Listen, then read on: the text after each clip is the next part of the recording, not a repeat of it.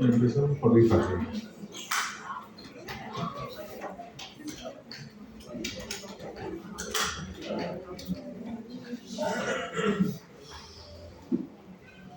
Chévere, gracias. Entonces, ese tránsito o ese movimiento, el alimento, ¿no? Cumple dos etapas, ¿no? Una primera etapa es la orofaringia, que es una etapa voluntaria en la cual actúan los músculos masticatorios, y luego viene la función de trasladar ese bolo hacia el esófago. Y aunque no parezca, esa es una operación compleja, porque tiene que haber los mecanismos que introduzcan el alimento de la boca hacia la faringe, de la faringe hacia el esófago, y proteger la vía aérea, ¿no? Entonces, por un lado, debe pasar el alimento, y por otro lado se debe proteger la vía aérea. Cuando eso no ocurre, entonces viene lo que se llama la disfagia orofaringe. Entonces, en general, la disfagia es la dificultad para pasar alimentos, ¿no? Eso lo tenemos claro. Pero hay una disfagia que es orofaringia y luego una etapa que es esofágica. Entonces, esta disfagia orofaringia es cuando el paciente deglute e inmediatamente siente la dificultad para pasar o siente una molestia. La molestia puede ser de que se atora, de que le da tos o que presenta asfixia. La otra parte en la otra situación, en la disfagia esofágica, ya el paciente puede pasar el alimento y siente que el alimento se le queda atorado en alguna parte del esófago. Claro, no puede reconocerlo como tal, pero siente que algo se atora en el trayecto por detrás del esternón, ¿no? Que la comida se le queda atorada y hasta le puede provocar dolor. ¿Cuándo podría ocurrir, por ejemplo, una disfagia orofaringia? ¿Cómo se les ocurre? ¿En qué situación puede ocurrir disfagia orofaringia? ¿Qué me dicen? ¿En la calasia puede haber orofaringia? No. ¿En dónde ocurre disfagia orofaringia? Por ejemplo, un tumor que esté en la faringe misma, ¿no? Puede ser un problema obstructivo. Pero ya les decía de que este mecanismo de deglución requiere de muchos elementos neurológicos y musculares finamente coordinados para que pueda ocurrir esta deglución.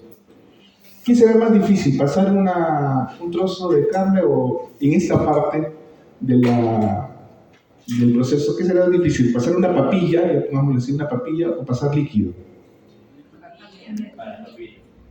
El líquido. ¿Por qué? Porque el líquido no tiene forma.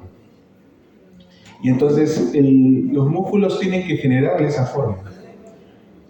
Y tiene que haber todo este engranaje de movimientos, ¿no? En la cual se propulsa el alimento de la boca hacia el esófago, decía, de tal manera que no ingrese la vía aérea y luego tampoco retorne por la nariz.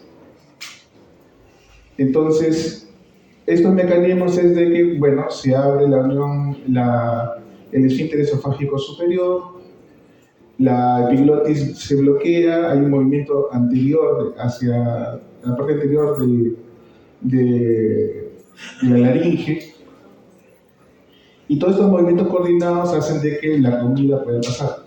Entonces, en una enfermedad neuromuscular, por ejemplo, podría generarse esto, ¿no? Una enfermedad en un accidente cerebrovascular, ¿no? En enfermedades degenerativas del sistema nervioso, en enfermedades degenerativas musculares también.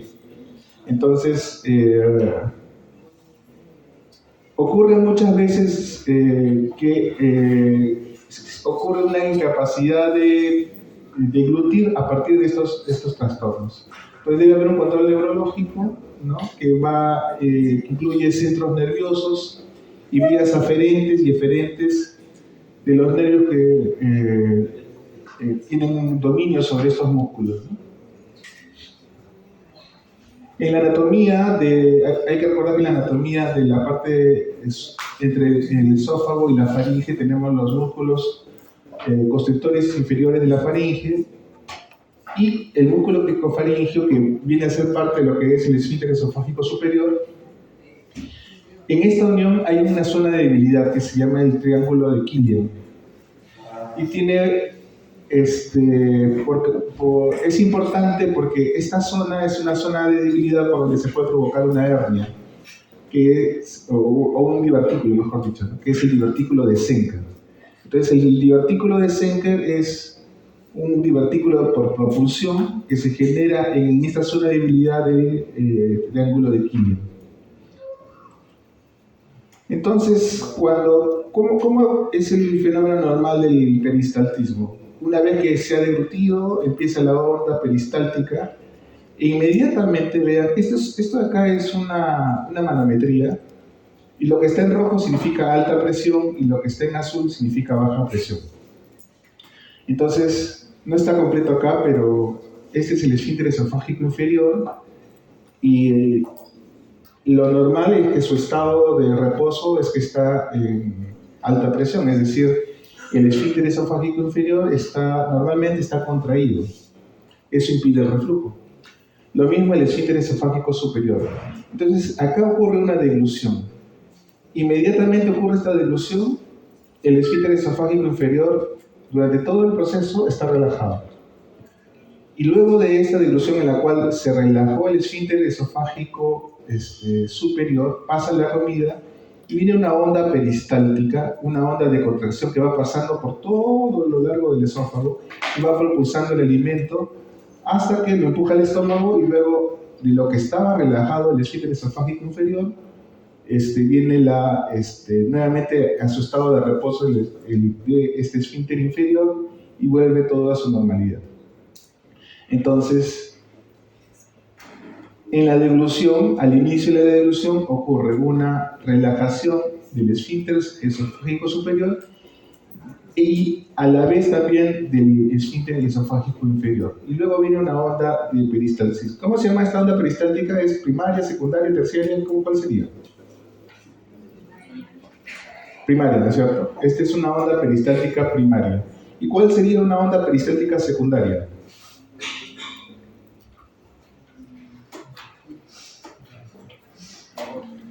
Ya, ocurre, claro, cuando hay episodios de reflujo o elementos o circunstancias en las cuales hay alimento que queda dentro del esófago, se inician ondas secundarias, ondas peristálticas de menor presión que empujan el alimento o el material refluido nuevamente hacia el esófago.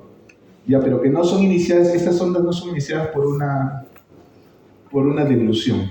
Ya, esas son las ondas secundarias, peristálticas secundarias. Entonces, ¿qué es la disfagia orofaringia? Es la dificultad al inicio de la deglución. Inmediatamente pasa el alimento ahí y casi instantáneamente el paciente tiene la molestia. Puede acompañarse de regurgitación nasal. Parte del alimento puede salir por la nariz. Aspiración, el paciente se aspira y comienza a toser. Tos. La sensación de asfixia, come, no puede respirar. Y la sensación de atoro o inclusive babeo. Como el paciente no puede pasar saliva, ¿cuántas veces pasaremos al día saliva, creen ustedes?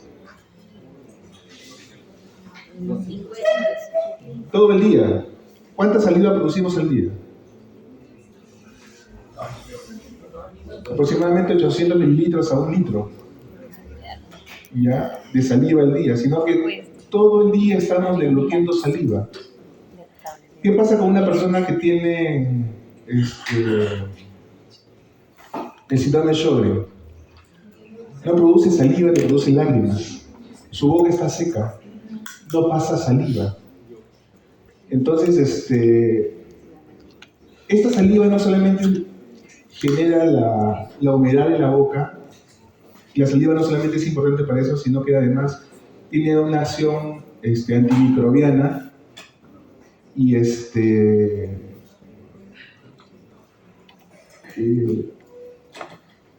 cuando pasamos la saliva ayudamos a que los restos nuevamente, algo que hubiera quedado en el esófago, un elemento mínimo que hubiera quedado, o algún material refluido, la saliva ayuda a que este material, con estas degluciones constantes que hacemos durante todo el día, ayuda a que pueda también eliminarse, a aclararse el esófago.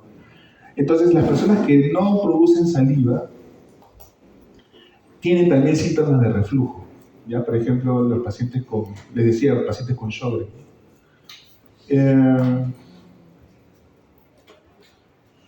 Y bueno, los que tienen dificultad orofaringia, como no pueden pasar saliva, muchas veces están babeando. Aquellos, por ejemplo, que toman cáusticos, se queman la garganta, no pueden pasar por quemadura. Entonces no pueden pasar saliva y están, toda la saliva que producen la botan porque les duele deglutir, ¿no? Entonces ahí sería una disfagia o una orinofagia en todo caso por una quemadura. Entonces las causas en general de la disfagia orofaringia, trastornos neurológicos, demencias, por ejemplo la enfermedad de Alzheimer, accidentes cerebrovasculares. Hay, por ejemplo, personas que han sufrido de un accidente cerebrovascular que no pueden ya comer porque tienen esta dificultad tan severa que entonces se tiene que buscar otra vía de alimentos. ¿Cómo se le puede alimentar a una persona que no puede deglutir? ¿Una sonda nasogástrica? Una sonda nasogástrica. ¿Pero cuál es la complicación de la sonda nasogástrica? Es el reflujo. Entonces, una alternativa es colocarle un tubo, ¿no?, que vaya desde por la piel, ¿no?, una ostomía sería, hacia el estómago o hacia el intestino, sería una gastrostomía. Entonces es una alternativa que se puede dar a este tipo de personas. Entonces, accidentes cerebrovasculares, enfermedad de Parkinson, esclerosis lateral amiotrófica, tumores del tronco encefálico que afecten los núcleos que coordinan estos movimientos de la orofaringe. Trastornos musculares como miastenia gravis, polimiositis, colagenopatías, y estructurales como problemas por radiación, tumores orofaringios, divertículos de Senker. El divertículo de Senker es este de acá. ¿Cómo creen que este divertículo? Porque pongámoslo que esté como una bolsita de plástico, ¿ya? Pongámoslo así. ¿Por qué este divertículo podría ocasionar disfagia? ¿Qué se les ocurre?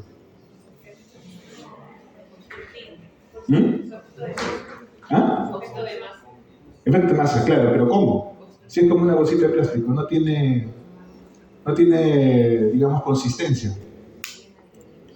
Se llena de comida. Entonces, este divertículo, uno deglute, bueno, acá está el esófago, y parte de la comida se va quedando acá, y esto comienza a ser una bolsita, como les decía, pero llena de comida. Y la comida, en lugar de pasar por el esófago, como esto se infla el globito, la bolsita, ya la comida ya no puede pasar por acá, y en algún momento ya no pasa por el divertículo, y entonces lo que va a pasar es que se va a quedar atorado y la persona no va a poder pasar. Entonces se atora y todo eso. Entonces, uno es la disfagia orofaringea, que es inmediata, ¿no? Uno deglute e inmediatamente ya tiene la molestia. La otra disfagia es la esofágica. Y hay que tener claros los conceptos, ¿no? Porque, por ejemplo, hace unos días me hacen una consulta por un paciente con disfagia y le pregunto al paciente que si tiene alguna dificultad, ¿no? Si siente tos, si tiene dificultad. Me dice, no, simplemente no tengo apetito, no quiero comer, un ancianito, ¿no? Entonces, así como en la hemorragia digestiva les decía, pues, que quería preguntar cómo es el vómito, la mielina, qué sé yo, ¿no? Igual acá, ¿no? Hay que ser bien claros en las preguntas. Cuando usted pasa, tiene alguna molestia, se atora, o inclusive hay que darle una comida, una bebida para el paciente y mirar qué es lo que pasa en ese momento. Y lo otro que puede pasar en la disfagia esofágica es que el paciente, ya les decía, pasa el alimento y siente el atoro.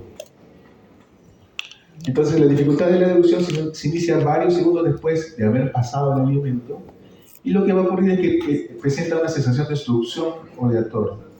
Las causas pueden ser estructurales o pueden ser motoras, es decir, puede haber un efecto de masa, como dijeron ahorita, o puede ser un trastorno de la motilidad propia en el peristaltismo que genere esta obstrucción.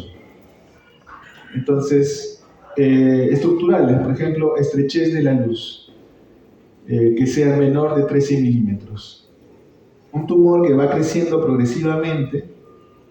¿Cómo va a ser el proceso? Si crece progresivamente, va a dejar una luz, un espacio por donde pasa el alimento. Entonces, al inicio, lo que va a ocurrir es de que los alimentos que son que son sólidos, que son de mucha consistencia, se van a atorar, pero lo que es el líquido va a pasar normalmente. Entonces va a ir progresando, ¿no? De lo sólido a lo semisólido y a lo líquido, va a ir progresando porque el tumor va a ir creciendo y va a generar todo ese proceso. Entonces, se habla también, pues, uno tiene que ir preguntar si la disfagia solo es a sólidos, si es a sólidos y líquidos desde un inicio, cómo se va progresando ese tipo de alteraciones.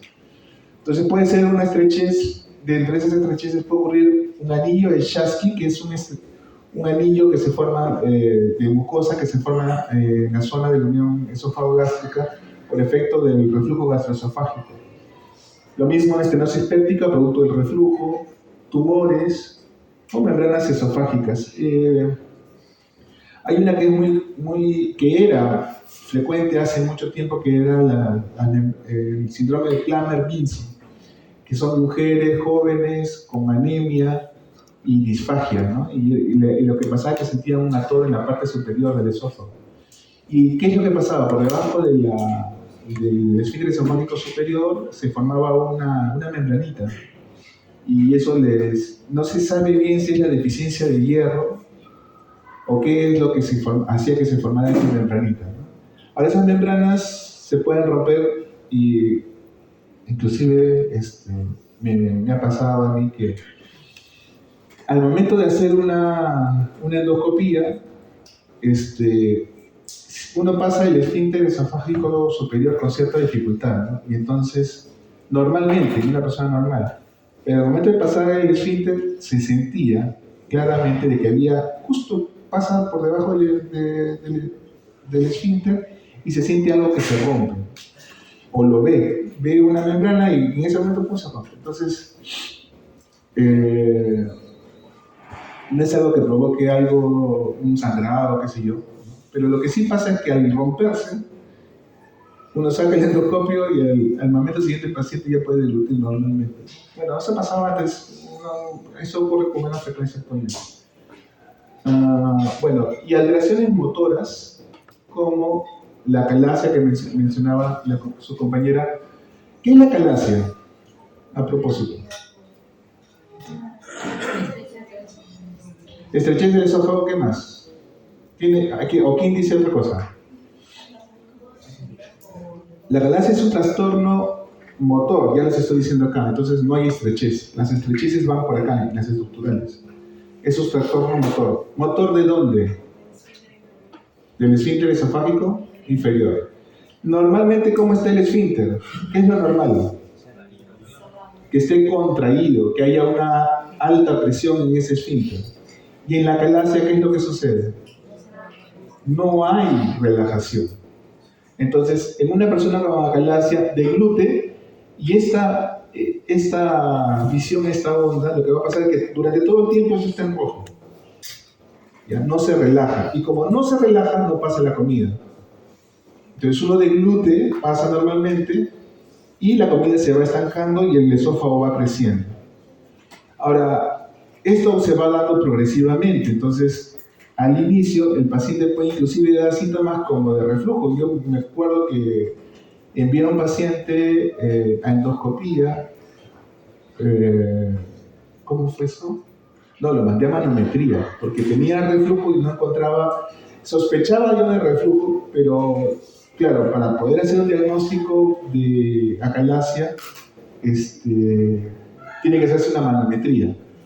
Y entonces, los síntomas eran de reflujo y la paciente era tratada por reflujo.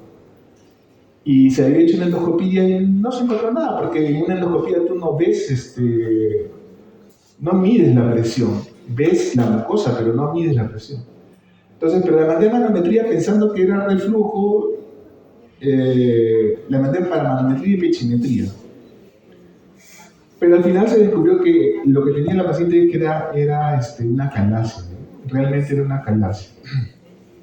A veces uno se puede confundir cuando está en etapas iniciales. Cuando ya hay un megaesófago y todo el cuadro ya es mucho más severo, entonces ya la acalasia ya se diagnostica sí, ya está más fácilmente.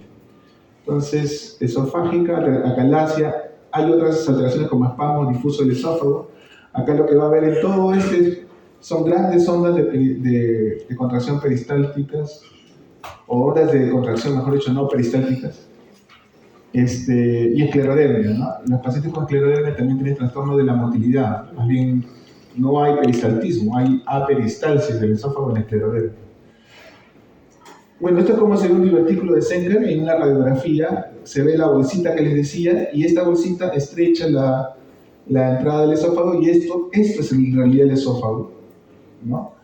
Y esto acá es el septum que se llama. Entonces, es una propulsión de glucosa a través del triángulo de Killian, que es lo que hemos visto en la anatomía, conformado por el músculo constrictor inferior de la faringe, tirofaringe y el músculo cricofaringe. El divertículo va creciendo porque con el tiempo se va haciendo más grande y va comprimiendo el esófago. Lo que va a generar son regurgitación de alimentos. Como esto se llena de comida, la comida acá comienza a tener sus efectos en las bacterias y comienza a pudrirse prácticamente. Y eso genera obviamente un olor desagradable y dolor en el cuello. El tratamiento, hasta hace 20 años, el tratamiento era una cirugía abierta, y lo que se tenía que hacer era una miotomía, un corte. Y actualmente el tratamiento de lesión es con endoscopía, lo que se hace es llegar a esta zona y cortar se llama un cuchillo endoscópico, un knife. Se va cortando el septum y lo que se hace es se comunica el divertículo con el esófago. Entonces, imagínense esto acá completamente comunicado. Lo que va a pasar es que la comida pasa del divertículo al esófago y entonces ya no hay... lo que se logra es quitar el síntoma. No se elimina el divertículo queda ahí, pero se controla el síntoma y se controlan las complicaciones. Entonces el procedimiento se llama diverticulotomía. Todo lo que es tomía es una incisión, un corte. Y ostomía es la formación de un agujero. El síndrome de Plummer-Vinson, acá está la membranita que les mencionaba, genera disfagia, anemia. El síndrome de Plummer-Vinson se caracteriza por la disfagia, la anemia ferropénica y la membrana, ¿no? Mujeres entre 40 y 70 años, asociaciones ferropenia y también enfermedad celíaca.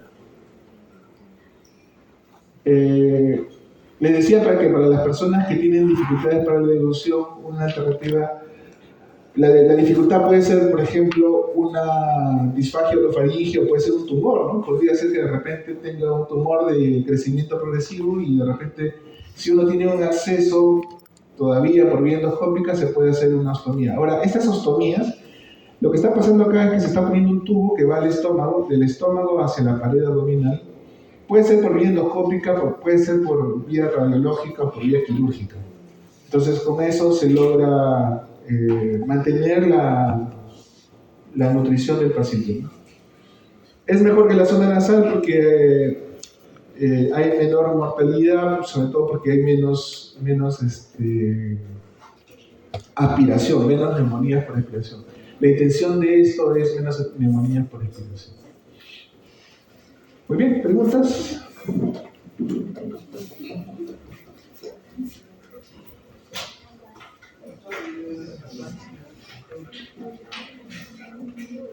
Buena pregunta. Acá está. Si la varice esofágica puede provocar disfagia, ¿qué dicen ustedes? ¿Qué piensan? No. Porque es muy blandita y no llega a ocluir la luz lo suficiente como para que impide el paso de los alimentos. La persona que tiene varices no está impedida de comer. La comida no va a hacer que se rompa la varice. Lo que hace que se rompa la varice es la presión. Ahora, sí puede pasar que, digamos, a mí me ha pasado, yo lo he visto, ¿no? Que con el esfuerzo del vómito, ¿no? Se hace una maniobra de Valsalva al momento que uno hace esto, y eso transitoriamente genera un aumento de presión. Entonces, yo he estado ingresando a hacer una endoscopía y el paciente hace eso y la barra dice, comienza a sangrar. Eso sí puede pasar. Pero no, los alimentos, la varices no impide el paso de los alimentos. Bueno, vamos a ver esto de la calasia. Entonces, ya lo han mencionado ustedes de que la calasia, ¿qué cosa es? ¿Dónde está el problema? En el esfínter esofágico inferior. ¿Y qué es lo que pasa? Que no se relaja el esfínter. Ese es el problema de la calasia. Entonces, si lo vemos desde la etiología, A, sin calasia y relajación. La calasia es que no se relaja. Es un problema de falta de relajación. ¿De qué? Del esfínter esofágico inferior. Es un trastorno motor primario del esófago caracterizado por pérdida selectiva de motoneuronas inhibidoras del plexo mientérico esofágico. Acá habla de primario porque hay un trastorno secundario que provoca algo parecido. ¿Cuál es? Chagas. También puede provocar lo mismo. Entonces, no se relaja el esfínter. En algunas circunstancias no solamente no se relaja, sino que la presión se incrementa. Y si bien por un lado el esfínter no se relaja o tiene una presión incrementada, puede también asociarse a una ausencia de peristaltismo. O sea que encima que no se relaja, no hay esta onda peristáltica que propulse el alimento hacia abajo, ¿no? Hacia el estómago. Entonces, consecuencia de todo eso, la comida no se mueve, ¿no? Estas anomalías, ahora, los viejitos, no estamos hablando de esto, sino de lo anterior, de la disfagia esofágica, y hablábamos de problemas motores. Y en las personas mayores, la motilidad se ve alterada. Y a veces los viejitos, cuando comen cosas muy duras, se les queda atorada. Entonces, se comen un pedazo de anticucho y se les queda atorado porque no pueden pasar, no hay motilidad esofágica. No tienen acalasia, lo que tienen es una motilidad peristáltica disminuida. Puede pasar, pero bueno, volviendo a la acalasia.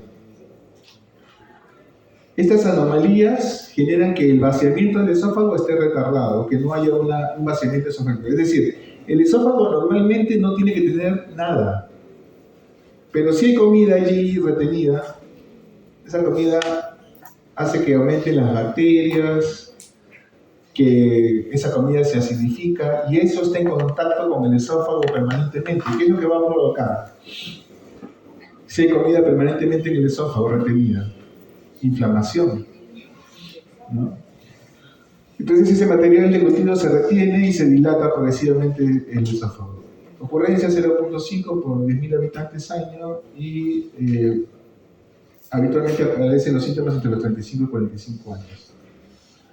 Las motoneuronas inhibitorias están disminuidas, son neuronas microinérgicas. Estas están en el plexo mientérico, pero se conserva el sistema excitatorio colinérgico, ¿no? Entonces, estas motoneuronas que deben relajar el esfínter están afectadas. Y se ha visto que hay un infiltrado de mononucleares en esta zona y se cree que esto probablemente sea un proceso autoinmune el que genera finalmente este proceso. Entonces la disfagia va a presentarse, es una disfagia esofágica a sólidos y líquidos, a predominio de los primeros y suele ser progresiva, ¿no? Como les decía, al inicio los síntomas pueden confundirse con una enfermedad por reflujo, pero posteriormente los síntomas se van haciendo cada vez más intensos y sí hay una progresión de la enfermedad. O sea que esta relajación probablemente al inicio no se va dando, pero progresivamente esta falta de relajación se va haciendo más severa con el tiempo. Este contenido retenido va a generar dolor en el tórax, dolor retroesternal, hacia el cuello o hacia la espalda. Obviamente, como la persona deja de comer, va a perder peso. El material se refluye y puede generar complicaciones respiratorias, broncoaspiración, puede ocasionar tos. Este contenido retenido va a ocasionar inflamación, esofagitis, ¿no? Y puede generarse el crecimiento de hongos como cándidas. La consecuencia de esta inflamación persistente es que es un factor de riesgo para el cáncer de esófago. Ya saben que la inflamación persistente es factor de riesgo para el cáncer de estómago, ¿no es cierto? Ya lo hemos visto que ese es un factor. Acá también, ¿no? Esta inflamación continua, permanente por muchos años de la calaza puede llevar a ese cáncer. Es común el retraso en el diagnóstico porque al inicio de la enfermedad puede diagnosticarse erróneamente como una enfermedad por reflujo. Si uno le pide una radiografía varitada, se ve un esófago dilatado, con una estrechez en la zona distal que hace asemejar a la punta al pico de un pato, ¿no? Esta parte de acá. También puede adoptar una forma como de sigmoides. Hay pérdida de peristaltismo, no hay peristaltismo primario en los 2/3 distales del esófago, y pueden apreciarse hasta ondas terciarias no propulsivas. Cuando el vaciado es incompleto y bueno, la forma de pico de pato que hemos mencionado. Y la dilatación puede adaptar la forma del esófago, puede adaptar la forma de un colon sigmoides. Entonces, para poder hacer el diagnóstico de acalasia, ya sabemos que la acalasia es una enfermedad que tiene que ver con presiones. Entonces, para poder hacer el diagnóstico debemos medir presiones y eso se hace con manometría. Entonces, la manometría es el gol estándar para el diagnóstico. Permite el diagnóstico preciso de la enfermedad, en especial cuando existen estudios radiológicos normales o no concluyentes. Bueno, esto radiológicos o endoscópicos, ¿no? Porque en una endoscopía tampoco vamos a ver nada, ¿no? ¿Qué es lo que podríamos ver en una endoscopía en un paciente con acalasia? Lo que sí podríamos ver, la complicación, ¿no? Es decir, si hay esofagitis, si es que hay cándida, si es que ha aparecido cáncer a consecuencia de la acalasia, pero la acalasia no la vamos a diagnosticar. Sí es importante la endoscopía porque a veces uno puede confundir acalasia con lo que puede pasar es de que en la zona del cardio puede haber un tumor y generar esa supuesta zona de no relajación, pero en realidad lo que podría estar pasando es que es un tumor cardíaco que está obstruyendo, puede pasar. Entonces, como descarte de un tumor, sí, la endoscopía nos puede ayudar. Entonces, permite el diagnóstico, la manometría, permite el diagnóstico diferencial con otras anomalías motoras. Lo que vamos a ver en la manometría es que no hay peristaltismo del esófago, no vemos esa onda de contracción y no se relaja el esfínter. Ya decíamos, cuando uno deglute, inmediatamente el esfínter esofágico inferior se relaja hasta que pase la comida. Y hay un tipo de acalasia que se llama acalasia vigorosa, en la cual aparecen ondas terciarias de gran amplitud relacionadas con dolor externo. Entonces, nuevamente, una endoscopía, una manometría normal, ocurre la deglución, aquí está la deglución, y entonces se relaja el esfínter superior y el inferior permanece relajado y viene la onda de contracción propulsiva o de peristalsis propulsiva que va a limpiar o vaciar el esófago. Entonces, en una acalasia lo que ocurre es que el esfínter, aquí está la relajación por la deglución, pero el esfínter no se relaja en ningún momento y no hay ondas de contracción, no hay peristaltismo. Todo esto está en azul porque no hay contracción. Debería haber una onda de peristaltismo acá, pero ha desaparecido. Y acá, esta es una acalasia vigorosa en la cual sí hay una onda de contracción, pero muy intensa, y en ningún momento hay relajación del esfínter. El esfínter constantemente está contraído. Entonces, la endoscopía es útil para excluir procesos neoplásicos, tumores, es necesaria para la exploración cuidadosa, incluyendo la evaluación del cardio en retroflexión. Lo que sí uno ve es que la unión esofagástrica está puntiforme, ¿no? Y que de repente uno puede sentir cierta dificultad para el paso del endoscopio. Y puede notar complicaciones como la esofagitis. El tratamiento puede hacerse en las formas más leves con medicamentos como nitritos o con antagonistas del calcio, que se dan antes de las comidas. Eso hace que se relaje el esfínter, ¿no? Que disminuya la presión del esfínter. Estos medicamentos suelen tener efectos adversos severos y ocurre pues, un fenómeno de rebote, así que se usa cuando tienen síntomas menores, ¿no? Luego lo que se puede hacer es ingresar con un endoscopio hasta la zona del esfínter, colocar con un catéter un balón. O sea que imagínense que el endoscopio está enfrentando la zona del esfínter, uno coloca un catéter, en la mitad del catéter, por decirlo así, la mitad, hay un balón, ese balón comienza a dilatarse y al aumentar la presión lo que va a hacer es romper fibras musculares. Al romper estas fibras musculares va a generar pues una disminución de la presión, ¿no es cierto? Si sufre el balón, se rompen fibras musculares del esfínter esofágico inferior y con eso se disminuye la presión. Se requieren de sesiones repetidas, requieren varias sesiones, y el problema es que se puede provocar, la complicación podría ser una perforación. Hay también la posibilidad de inyectar toxina botulínica, y por último está la cirugía que es la miotomía de Heller, ¿no? Actualmente existe otro tipo de miotomía que es una miotomía por endoscopía. Se hace un túnel desde el esófago medio, se tuneliza la mucosa, esto es mucosa, entonces el endoscopio va por dentro de la mucosa y se llega a la zona del esfínter, y lo que hacen en estos casos es romper toda la fibra muscular desde el esófago hasta el estómago. Ahora, ¿qué es lo que pasa cuando se hace esta miotomía? Por ejemplo, acá la miotomía Heller, o esta miotomía por endoscopía. Se rompe la fibra, no se rompen, en todo caso se hace una incisión, se cortan las fibras musculares del esfínter, y entonces ya el esfínter deja de funcionar. Como consecuencia, ¿qué se va a presentar? Reflujo. ¿Ya? Entonces, en el caso de la miotomía de Heller, cuando se hace por vía quirúrgica, esta cirugía debe ir asociada con otra cirugía que sea antirreflujo, ¿no? Porque este esfínter ya no está funcionando adecuadamente. El problema de la miotomía endoscópica, ¿no? POEM se llama, es que no hay una cirugía o no hay un mecanismo antirreflujo adicional que se pueda generar. Entonces sí va a haber reflujo.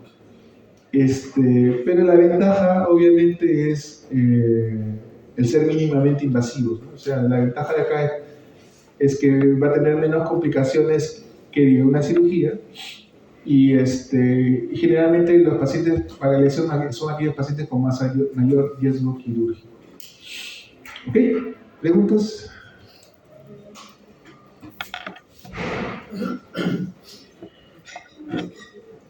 Ya, avanzamos en un tema más y después descansamos.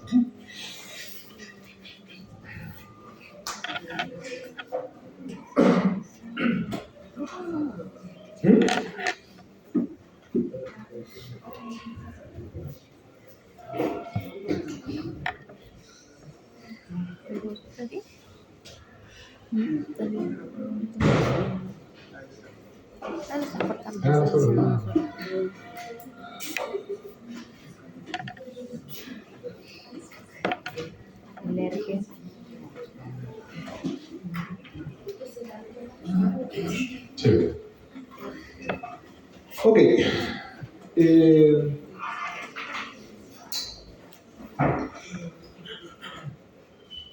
Normalmente tenemos episodios de reflujo. ¿Ya? Significa que normalmente está pasando contenido del estómago hacia el esófago, pero muchas veces ni lo sentimos. ¿Eso por qué ocurre? Porque hay mecanismos antirreflujo. Les decía de que endoscópicamente nosotros vemos claramente la unión de epitelios, ¿no? No sé si ustedes llegan a ver acá una zona de transición. Acá una mucosa más clara y acá una mucosa más rojita, ¿no?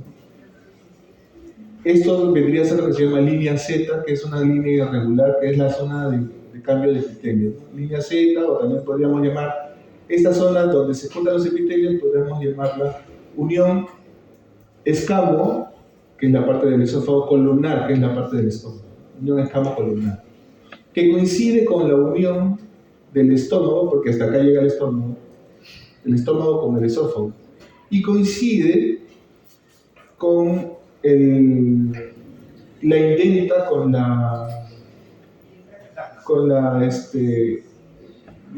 con la zona donde el diafragma, ¿no?, está alrededor del esófago, que esto es lo que se llama, si vemos el diafragma, vemos un orificio por donde pasa el esófago y eso se llama hiato, ¿no? Entonces, por este hiato pasa el esófago y este hiato o este diafragma genera también, aparte del mecanismo del esfínter, genera un estrechamiento del esófago. Ahora, ¿este esfínter es un esfínter funcional o un esfínter anatómico? ¿Cuál es la diferencia?